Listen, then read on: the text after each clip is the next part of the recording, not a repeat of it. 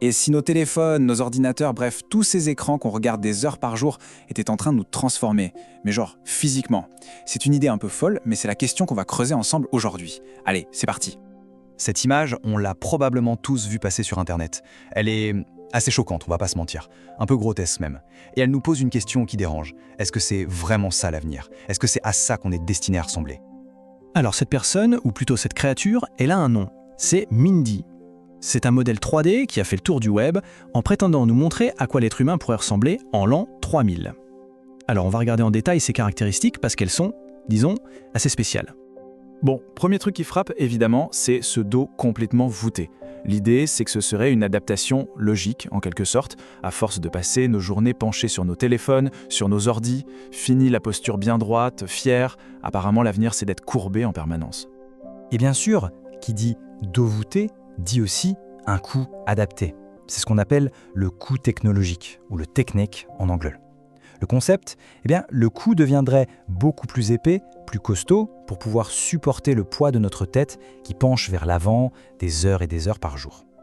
Une sorte de renfort naturel pour éviter d'avoir mal en permanence.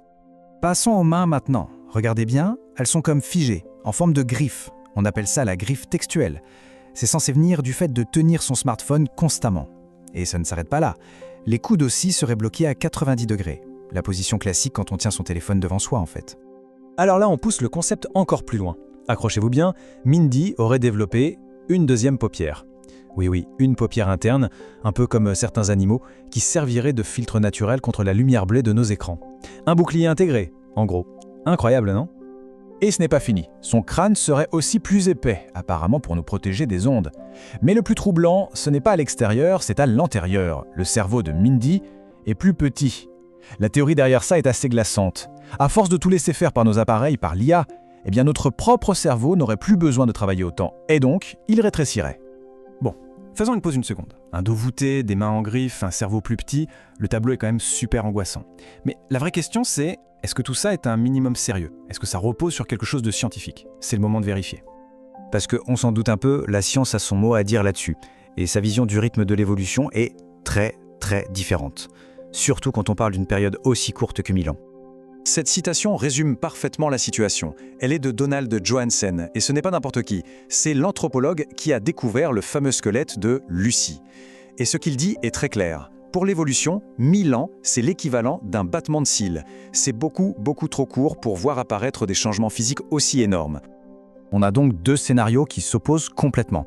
D'un côté, on a la vision un peu catastrophe de Mindy, avec des transformations radicales en moins de 1000 ans, et de l'autre, on a la réalité scientifique, qui nous dit que pour changer notre anatomie, il faut plutôt compter en centaines de milliers, voire en millions d'années. Et voilà le fin mot de l'histoire. En fait, Mindy, ce n'est pas du tout une prédiction scientifique. Pas du tout.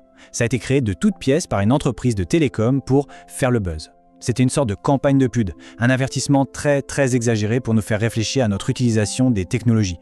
C'est plus un coup de com' qu'une prophétie en fait. Bon, ok, on peut souffler, on ne va pas se transformer en Mindy de sitôt, c'est une fiction. Mais attention, ça ne veut pas dire pour autant que la technologie n'a aucun impact sur notre corps. Et là, on va quitter la science-fiction pour parler de faits bien réels, de changements qui se passent en ce moment même.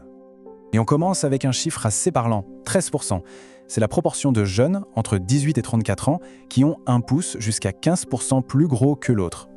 Le pouce qu'on utilise pour scroller, pour texter, il se muscle, il grossit. C'est une micro-adaptation, mais elle est bien là, elle est mesurable.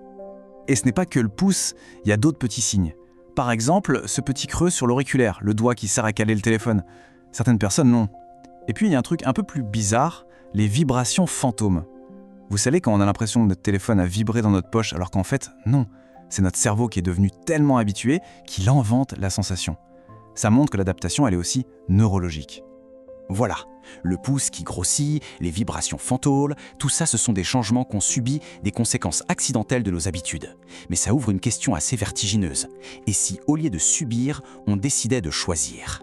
Et si on commençait à utiliser la technologie, non pas par accident, mais volontairement pour nous transformer? Et c'est exactement là qu'on entre dans le domaine du transhumanisme. C'est un courant de pensée, un mouvement, qui dit justement ça. Arrêtons de subir passivement l'influence de la technologie. Utilisons-la de manière active, consciente pour guider notre propre évolution et, pourquoi pas, nous améliorer. Pour dire simplement, le transhumanisme, c'est cette idée que la technologie peut nous aider à aller au-delà de nos limites biologiques.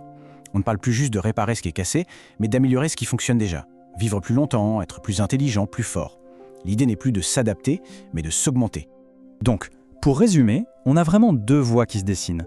La première, c'est l'adaptation accidentelle. C'est ce qu'on vit en ce moment. C'est passif, on subit. La deuxième voie, c'est l'évolution dirigée, celle du transhumanisme.